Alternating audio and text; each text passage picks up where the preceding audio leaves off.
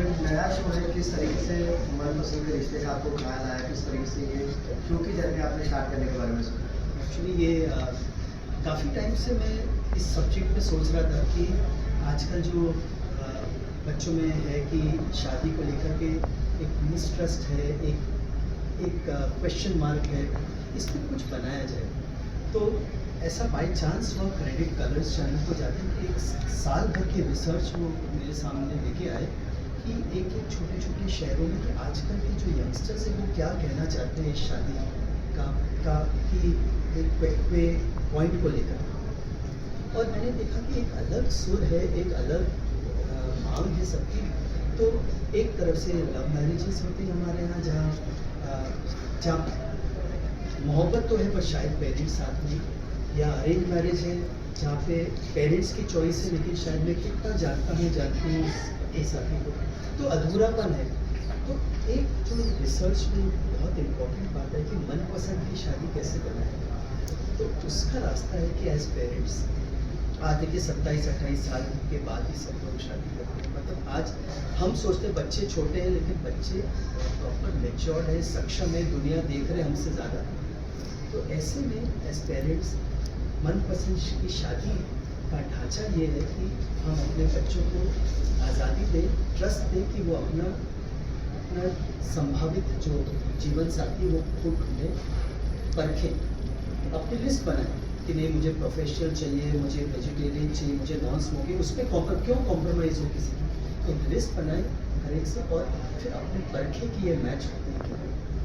और उसके बाद फिर हम लोग आश्वस्त हो कि हाँ ये मेरे सोच के साथ मिलते हैं कि नहीं। फिर पेरेंट्स से मिलाएं, पेरेंट्स ओके करें, शादी करें, देन निभाने की रिस्पॉन्सिबिलिटी हमारी होती है।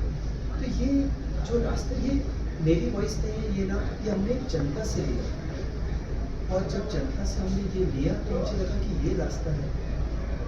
एंड ये चीज़ क्योंकि सोच ज़्यादा ज़रूरी है मेरे हिसाब से। आज खानदान रोटियाँ वो तो मिलानी चाहिए बट सोच बहुत ज़रूरी है। तो ये एक रिश्ता हुआ ऑडियंस के साथ डायरेक्ट, और ये मनपसंद के साथ शादी।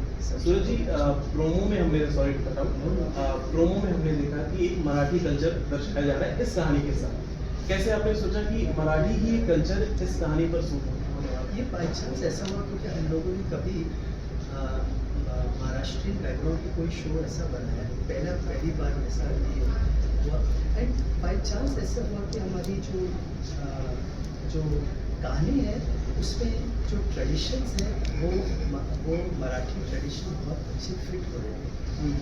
इंदौर की कहानी थी तो इंदौर में अपना कल्चर ऑलरेडी है मराठी का काफ़ी। तो हम लोगों ने एक मध्य प्रदेश और मराठी का एक बॉर्डर पे एक पिक्चर गाँव का कंसेप्ट दिया जहाँ पे लड़की मिडिल क्लास परिवार है, गौशाला है, फादर मदर मतलब अनजान है, ना ज़्यादा पढ़े लिखे हैं, और एक बच्ची एडिट स्ट्रॉन्ग है तो इंदौर भेजते सूरज जी, एक और सवाल रहेगा क्योंकि आजकल अगर हम पिछले 2 साल का एक रिकॉर्ड उठाकर देखें तो बहुत सारे शोज, अगर फिल्मों की हम बात करें और शोज की हम बात करें तो ना फिल्में बहुत ज़्यादा चली हैं ना ये शोज बहुत ज़्यादा चले। तो ये डाउनफॉल का कारण क्या मानते हैं सूरज जी? आप इतने सालों से हमें एंटरटेन करते हुए आए हैं, आपकी फिल्में हम छोटे से बड़े हो गए फिल्में देखते देखते, तो आप क्या कहना चाहेंगे? देखिए मैं इसको तो जो मुझे सबसे ज़्यादा पॉइंट लगता है वो ये है कि जब हम पहले 90s में 2000 में जब बनाते थे तो हमको फिल्म बनानी थी और हमेशा वो बनाते थे जो हमको बनानी थी और देखा जाएगा जो हम करते थे। आज के दौर में मार्केटिंग हैज़ टेकन ओवर।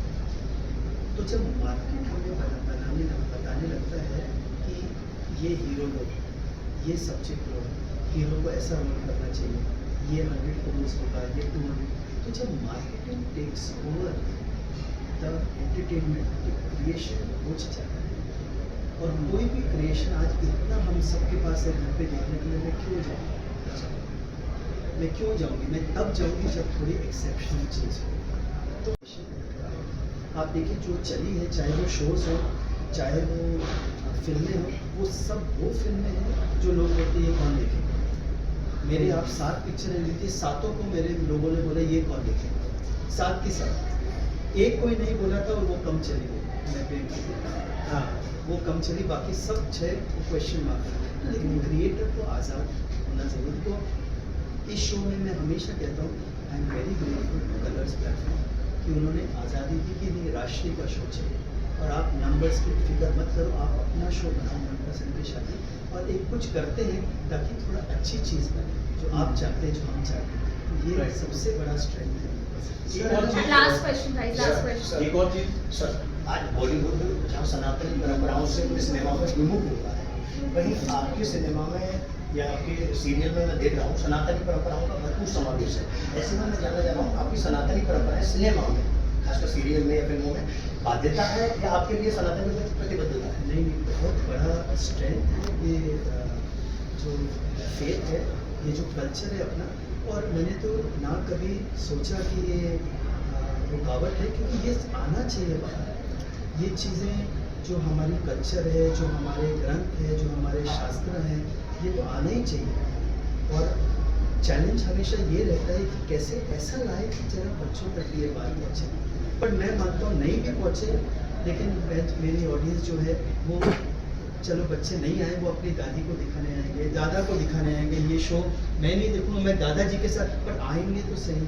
तो मुझे लगता है बहुत बड़ी रिस्पॉन्सिबिलिटी है कि ये कल्चर रहे हमारे सिनेमा में, शो में, वेब सीरीज में। Thank you sir, Thank you so much. Thank you so much.